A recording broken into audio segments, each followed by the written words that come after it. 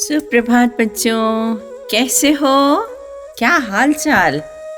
अरे बच्चों, मैंने आपसे जो क्वेश्चन पूछे थे, आप में से किसी ने भी जवाब नहीं दिया।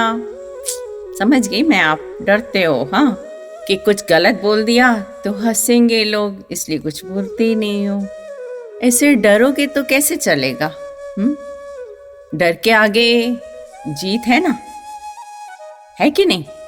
लेकिन वो उससे नहीं होता, वो सो कॉल्ड कोल्ड ड्रिंक पीने से डर के आगे जीत है। डर तो अपने मन से खुद को खुद ही निकालना पड़ता है। जब तक आप अपना डर खुद निकालोगे नहीं, तब तक डर नहीं जाता।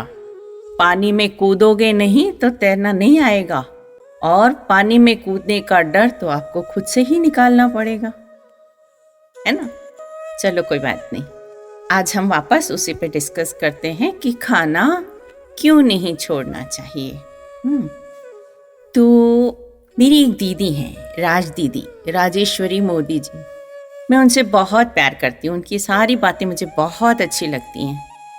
उनका मुंबई में एक रेकी सेंटर और फिजियोथेरेपी सेंटर है, और वो सत्संग भी करती हैं। तो उन्होंने एक बार बताया था कि उनके पास एक कपल आया, तो उनसे उन्होंने पूछा क्या, उनके पास जो कपल आया वो खाना नहीं खा पा रहे थे, और उनको 7-8 महीने हो गए थे और वो खाना खा ही नहीं पा रहे थे। कितनी भी अच्छी चीज़ बन के आ जाए तो वो उनको अंदर ही नहीं जाती थी। तो उन्होंने बहुत सारे इलाज करवा लिए थे, लेकिन कोई फ़ायदा नहीं होता। फिर किसी ने बताया कि आप इधर चले जाओ, इस सेंटर पर चले जाओ, तो फिर वो वहाँ आए। वहाँ क्या होता है कि ना, वो रेकी तो होती है, वो फिजियोथेरेपी मतलब एक्यूप्रेशर थेरेपी होती है। एक्यूप्रेशर पॉइंट्स जब देते हैं तो थोड़ा पेन होता है उसमें, तो लोग है ना ऐसे बात करते जाते हैं और फिर एक्यूप्रेशर देते हैं ताकि बातों बातों में उनका ट्रीटमेंट हो जाए। तो उनसे पूछा गया कि क्या आप थाली में अपना खाना छोड़ते हो क्या? झूठा। तो वो कुछ बोले उससे पहले उनके हस्बैंड ने जवाब दिया कि मैम, हमें 25 इयर्स हो गए शादी को, और 25 इयर्स में इन्होंने ऐसा कोई दिन नहीं जाता जब वो झूठा खाना ना छोड़ती हों। और मतलब जो 3-4 बार घर में खाना बनता है उसमें से जो बच जाता है, मैं बोलता हूँ भाई सबने खा लिया, भाइयों को दे दो, लेकिन वो क्या करती हैं, जो बच जाता है वो कटोरियों में डाल के फ्रिज में रखती चली जाती हैं, और जब वो खाना बदबू करता है तब जाके वो डस्टबिन में डाल देती हैं। तो फिर वो वहीं पर रुक गए। उन्होंने कहा, आज के बाद यही आपकी प्रॉब्लम की जड़ है। आज के बाद आप खाना जब तक छोड़ेंगी तब तक आप ठीक नहीं होंगी। जब आप खाना पूरा खत्म करने की आदत डालेंगी, ये प्रॉमिस करिए कि आप अपनी थाली में लिया हुआ खाना पूरा खाएंगी, डस्टबिन में नहीं डालेंगी, तब तक हम ट्रीटमेंट भी नहीं करेंगे, क्योंकि इससे कोई फायदा ही नहीं होगा। आपने अपने हिस्से का खाना डस्टबिन में डाल दिया है। हम लोग बच्चों जब यहाँ आते हैं ना इस दुनिया में, तो गॉड जी हमसे पूछते हैं कितने दिन रहना है इस धरती पर आपको। तो समझ लो हमने बोल दिया कि 70 इयर्स हम रहेंगे, यानी कि 70 साल हमें धरती पर रहना है। तो गॉड जी हमारे लिए उतने खाने की व्यवस्था कर देते हैं। समझ लो हमें 200 किलो खाना लगेगा, तो वो हमारे लिए 250 किलो खाने की व्यवस्था कर देते हैं। जैसे मम्मी हमारे टिफिन में, जैसे हम उनको पता है हम 2 रोटी खाएंगे, तो वो 2 से 2.5 डाल देती हैं कि ये अपने बच्चों फ्रेंड्स के साथ मिलके खा लेगा, तो वो हमारे लंच बॉक्स में एक्स्ट्रा थोड़ा डाल देती हैं। और फिर अगर हम टिफिन में से बचा के आते हैं तो मम्मी कहती हैं ये तो रोज वेस्ट करता है, तो फिर वापस क्या कर देती हैं, 1 रोटी कम कर देंगी कि ये वेस्ट करता है। तो गॉड जी भी ऐसे ही करते हैं। जब हम अपने हिस्से का खाना शेयर करके खाते हैं, बांट के खाते हैं, तो मम्मी जैसे हमें एक रोटी बढ़ा के डाल देती हैं, ऐसे गॉड जी भी हमारे अकाउंट में जो उनको खाना देना है उसका प्लस करते जाते हैं। और जब हम वेस्ट करना शुरू करते हैं तो हमारे हिस्से का खत्म कर देते हैं वहीं पर, और फिर हमें इस तरह की परेशानियां आती हैं कि वो वापस खाना हम खा ही नहीं पाते हैं, क्योंकि हमने अन्न का अपमान करा था। ठीक है, ये तो हुई एक छोटी सी बात। और भी बहुत सारी बातें आप खुद ऑब्जर्व करिए ना अपने चारों तरफ कैसे होता है। देखिए, आप रोज सुबह जाते हो स्कूल बस में, कार से, अच्छे चमचमाते पॉलिश किए जूते, प्रेस की हुई यूनिफॉर्म, और आपका बढ़िया वाला बैग होता है, उसमें आपका वही ज्योमेट्री बॉक्स जिसमें आपके सारे एक्सेसरीज स्कूल में लगने वाली सब चीजें होती। और ऑब्जर्व करते हो जब आप रास्ते में जा रहे होते हो तो कुछ और भी ऑब्जर्व किया करो।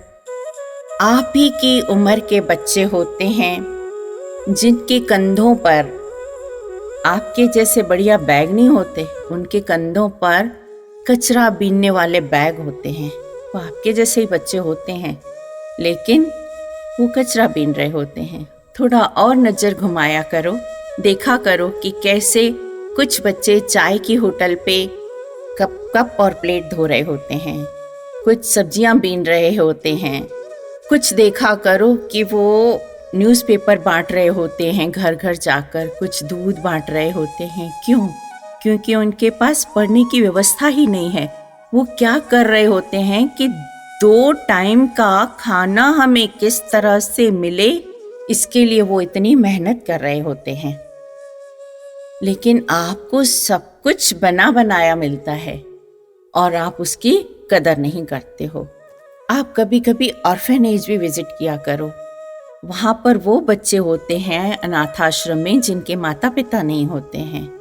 वहाँ वो बच्चे होते हैं जिनके माता पिता होते हैं कुछ बच्चों के, लेकिन वो उनको पाल पोस नहीं सकते, और उधर उनको वो ही खाना मिलता है जो सबके लिए बनता है। कभी उनकी कोई फरमाइश पूरी नहीं की जाती है कि भाई हाँ, उन्होंने जो बोला वैसा बनाया जाए। कुछ उनकी पसंद का नहीं बनता, सब एक जैसा बनता है। और पता है, वहाँ पर उन बच्चों को जो पहला शब्द सिखाया जाता है ना बोलने का, वो थैंक यू सिखाया जाता है, क्योंकि वहाँ उनके माता पिता नहीं दे रहे होते हैं उनको वो दान दाता जो देने आते हैं, कुछ कंट्रीब्यूशन करते हैं, वो देते हैं, तो उनको ऐसी आदत डाली जाती है कि थैंक यू बोलो। और तो आपको क्या करना होता है, ध्यान दो ना थोड़ा सा कि किसान कितना खून पसीना एक करके, इतनी मेहनत करके खेतों में अन्न उपजाता है। फिर रात दिन मेहनत करके आपके पिताजी ग्रोसरी शॉप से सामान खरीद के लाते हैं, बहुत मेहनत करके पैसा कमाते हैं, फिर जाके सामान अरेंज करते हैं। और फिर आपकी मम्मा साल के 365 दिन रोज खाना बनाती हैं, और रोज दिन में एक बार नहीं, 3 से 4 बार आपकी पसंद का, आपसे पूछकर, आपकी चॉइस का, आपके टेस्ट का वो खाना बनाती हैं। और आप क्या करते हो, कितना अनादर करते हो जब ये बोल देते हो कि हमें नहीं पसंद, आधा खाया आधा छोड़ दिया। तो मैं क्या कहूँगी आप जैसों को, समझदार नहीं कह सकती ना, कैसे कहूँ। तो आज से समझदार बन जाना, आज के बाद ऐसी गलतियां मत करना, ठीक है बच्चों। चलो, एक बात ये हो गई, और दूसरी बात हमारी क्या थी कि अपना काम खुद करना चाहिए। उसके लिए भी दीदी की जो सेंटर था, वहाँ पर जैसे सेंटर में बहुत सारे लेडीज सर्विस करती हैं ना, वहाँ पर एक और लेडी सर्विस करती थी जो दूसरों को सेवा देती थी एक्यूप्रेशर करने की। तो उनका एक बेटा था जो पढ़ लिख के उनकी जॉब लग गई थी, अच्छी जॉब लगी थी, क्योंकि बहुत अच्छे से पढ़ाई करी थी उन्होंने, और जॉब भी अच्छी लग गई थी उनकी। बॉस भी अच्छे थे, सैलरी भी अच्छी थी, सब कुछ अच्छा था, शहर भी अच्छा था। कोई परेशानी नहीं थी। लेकिन बॉस का जो नेचर था ना उनके साथ, सिर्फ उनके साथ, उस बच्चे के साथ पर्टिकुलर, कि ना वो उनका टाइम होता था 9 बजे छुट्टी करने का, लेकिन बॉस उनको 11 बजे तक बिठा के एक्स्ट्रा काम करवाते थे। और उसके बाद क्या होता था, हर जो काम वो करते थे उस हर काम में से वो गलतियां निकालते थे। ये सही नहीं करा, वो सही नहीं करा, तो वो बच्चा रुआं सा हो जाता था कि मैं कितनी भी मेहनत कर लेता हूँ, मेरे काम में से हमेशा गलतियां निकालते हैं और किसी को नहीं रोकते, मुझे एक्स्ट्रा जॉब करवाते, एक्स्ट्रा काम करवाते हैं मेरे से। बहुत दुखी, बहुत गुस्सा गुस्सा करके रोज आता था, रोज आके मम्मी को बताता ऐसे। मम्मी भी उनकी शिकायतें सुन सुन के परेशान हो गई थी कि क्या किया जाए उनके बॉस का। तो उन्होंने बेटी को बोला छोड़ दे ये जॉब, अब कहीं और ट्राई कर ले। उसने कहा नहीं, सैलरी इतनी अच्छी और कहीं नहीं मिलेगी और बाकी काम भी मेरे को अपना पसंद है, तो मैं छोड़ नहीं सकता इसको, तो कुछ और बताओ मम्मा। तो उनकी मम्मा ने दीदी के पास गए, राज दीदी के पास, उनसे पूछा क्या किया जाए। तो दीदी ने उनको कुछ प्रेयर्स बताई कि भाई आप ऐसे ऐसे उनको बोलना, ऐसे ऐसे प्रेयर करे तो हो सकता है कुछ फ़ायदा हो। तो उन्होंने वो प्रेयर शुरू करी।